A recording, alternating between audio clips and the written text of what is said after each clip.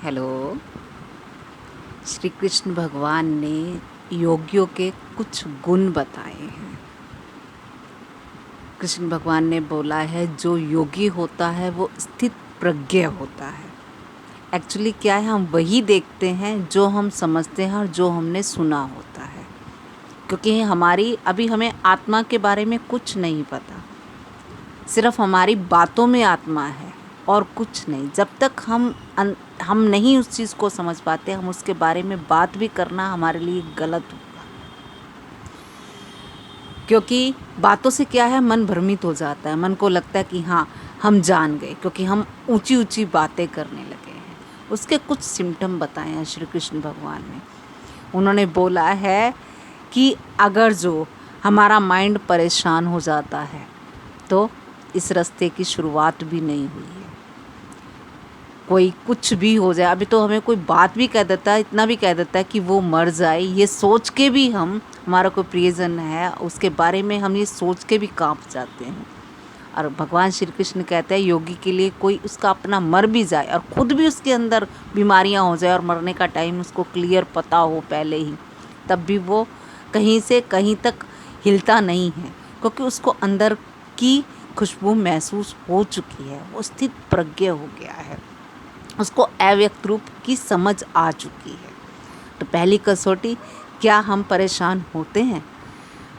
ज़रा सी हम तो बातों से अभी परेशान हो जाते हैं, हमारी सुविधाएं थोड़ी सी छिन जाती हैं तब हम परेशान हो जाते हैं, और हम अपने आप को स्पिरिचुअलिटी की तरफ चलते हुए कहते हैं। अभी तो हमारी शुरुआत भी नहीं हुई है। दूसरा उन्होंने बोला था माइंड तो स्टेबल के साथ में शरीर भी स्थिर होना चाहिए।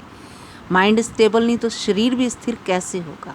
हम कुछ ना कुछ सोचते रहते हैं, डे ड्रीमिंग करते रहते हैं, बस दिमाग की वो खुजली करते रहते हैं, तो शरीर भी स्थिरता में नहीं आ पाता है।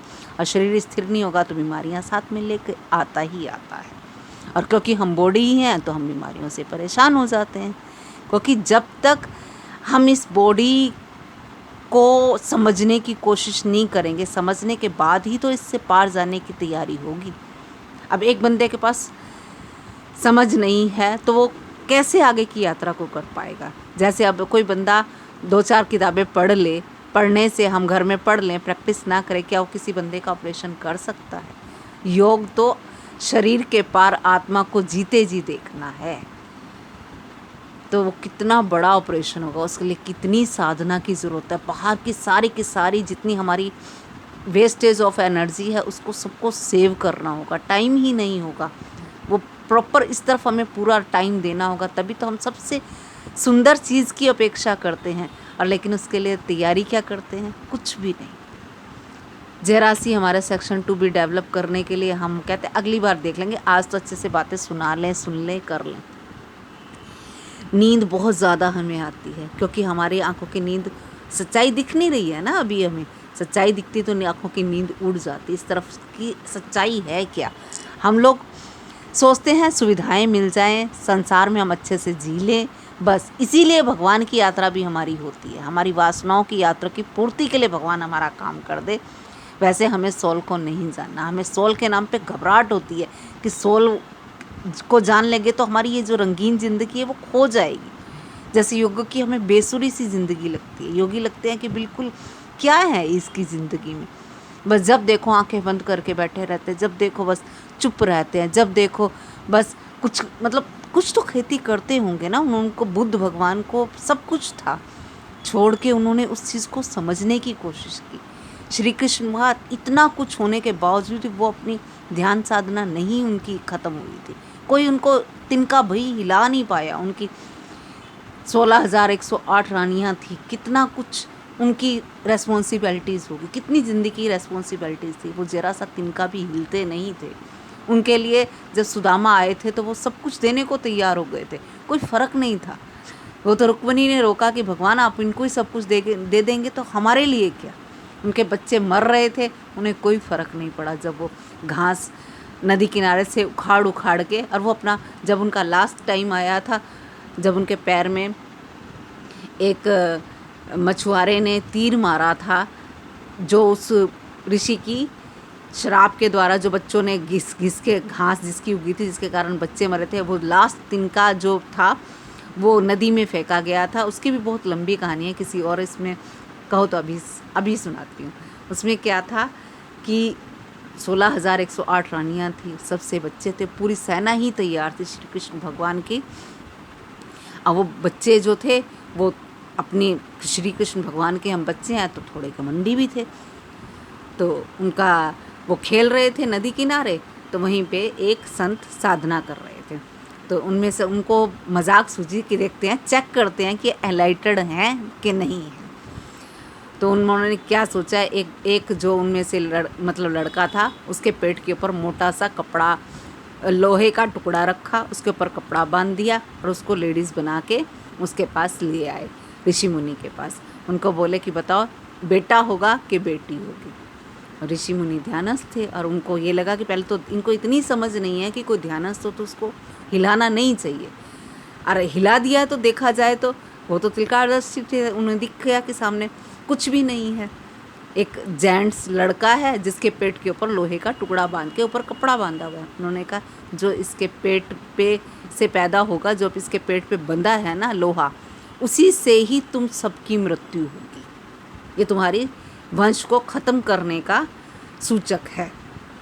उसके बाद वो तो घबरा गए, अब क्या करें, अब समझ ही ना आए क्या रास्ता क्या रास्ता क्या रास्ता। ऋषि जी ये कह के वहाँ से उठ के चले गए।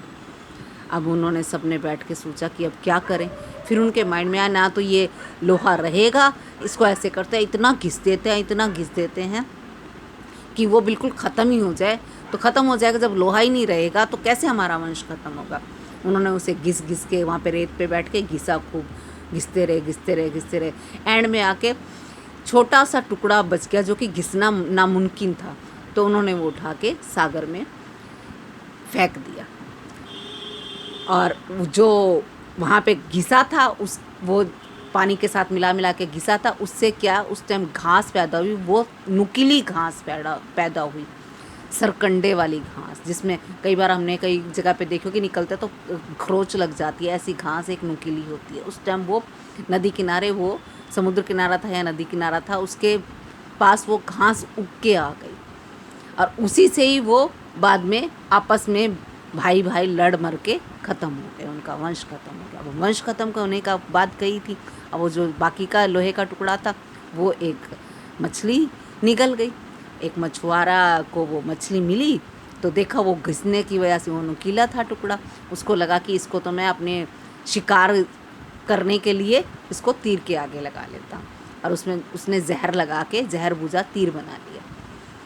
और वो पिछले जन्म का श्री कृष्ण भगवान ने उनको बताया वो बाली थे। उन्होंने दूर से देखा, श्री कृष्ण भगवान के पैर में पद्म था, वो बांसुरी बजा रहे थे पैर के ऊपर पैर रख के। दूर से उन्हें लगा कि वो हिरण की आँख है। उन्होंने दूर से तीर चला दिया और वो तीर सीधा जाके कृष्ण भगवान के पैर में लग गया। वो भागा हुआ आया, पैर में से उनके खून निकल रहा है और वो बांसुरी बजा रहे हैं। मतलब अपने शरीर पे ये हुआ, उन्हें समझ आ गया मेरा अंतिम समय, उन्हें तो जान ही जानते, उन्हें पता था मेरा अंतिम समय आ गया। वो ज़रा भी नहीं हिले।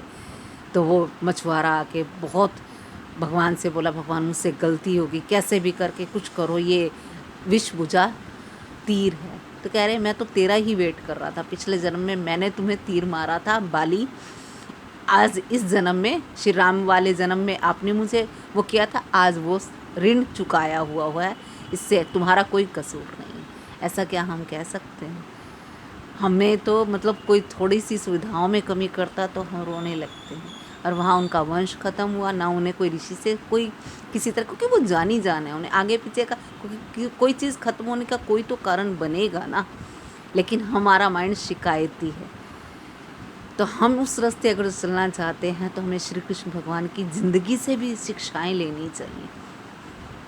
उन्होंने पहला क्या कहा है, माइंड जब परेशान हो ही नहीं सकता, माइंड के अलगाव दिख जाए कि माइंड बोल रहा है, माइंड अलग हम अलग। दूसरा, बॉडी भी स्थिर हो जाती है हमारी। अभी जब तक बॉडी स्थिर नहीं होती है, स्थिर का मतलब ये नहीं पत्थर होना, और ज़्यादा सेंसिटिव हो जाती है, लेकिन बिना बात के हमारी जो लीकेज हैं, जो हम ऊर्जा वेस्टेज कर देते हैं सेक्स में, बातों में, लड़ने में, झगड़ने में, उससे बचाने की हमें काम करना होगा। हमारे दिन भर सपने चलते रहे, हम ये करेंगे, हम वो नहीं कर पाए, अब हम दोबारा से फिर ये करेंगे। ये भी हमारी आगे स्थित प्रज्ञ होने के रास्ते में रोड़ा है। एक एक श्वास को हमें देखना होगा, एक एक विचार पे हमें नज़र रखनी होगी। तभी यही तो श्री कृष्ण भगवान ने पिछले जन्मों में, श्री कृष्ण भगवान ने बोला भी अर्जुन को, अर्जुन तू कितने जन्मों से मेरे साथ है, मैं भी तेरे साथ हूँ, तू नहीं जानता, तू भूल चुका है, मैं नहीं भूला हूँ अपने जन्मों को। तो शुरुआत करने के लिए, शुरुआत हमारी कभी तो हो गई, वही तैयारी करने के लिए हम दिन रात काम कर रहे हैं, तो ज़्यादा अच्छा होगा। ज़िंदगी तो जानी ही जानी है। स्थित प्रज्ञा की तरफ हम पहले कम से कम शरीर के लेवल पे तो आएँ। कहते हैं ना, ऑपरेशन करना हो तो जब तक पहले डॉक्टरी करनी पड़ती है, तब ऑपरेशन होता है, एक्सपीरियंस करने होते हैं, उसके बाद भी कितने सालों बाद एक डॉक्टर बनता है। और हम 2-4 किताबें पढ़ लेते हैं, थोड़ा सा भगवान का सुन लिया, टाइम पास की तरह हम सोचते हैं हम योगी हो गए। दूसरों के लिए योगी तैयार होते हैं, अपने लिए हमें योगी तैयार होना है। किसी के लिए थोड़ी है ये यात्रा, ये यात्रा हमारी खुद की है। ओके, आज इतना ही, कल फिर बात करते हैं।